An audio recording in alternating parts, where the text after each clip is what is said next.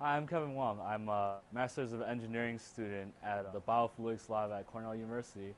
And today I'm going to talk about using an Agarose-based microfluidic device to study the effect of EGF, epidermal growth factor, on marine neural stem cells.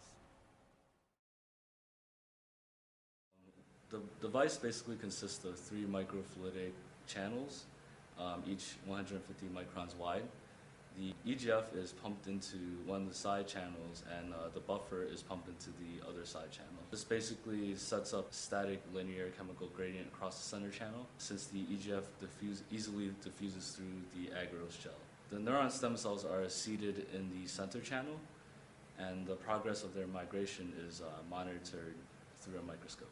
So the device is basically comprised of plexiglass top layer that has all the inlets and outlets for connecting to the tubing, and underneath that is a agarose gel membrane which has 4 pattern devices in it.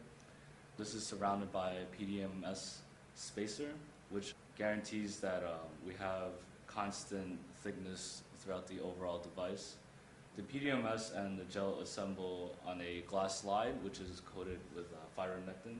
This helps the cells to adhere to the glass slide.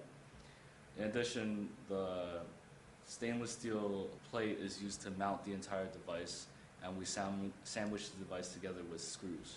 The wild-type cell line has been transfected with a retrovirus vector to overexpress the wild-type EGF receptor, and the delta cell line has been transfected with a mutated version.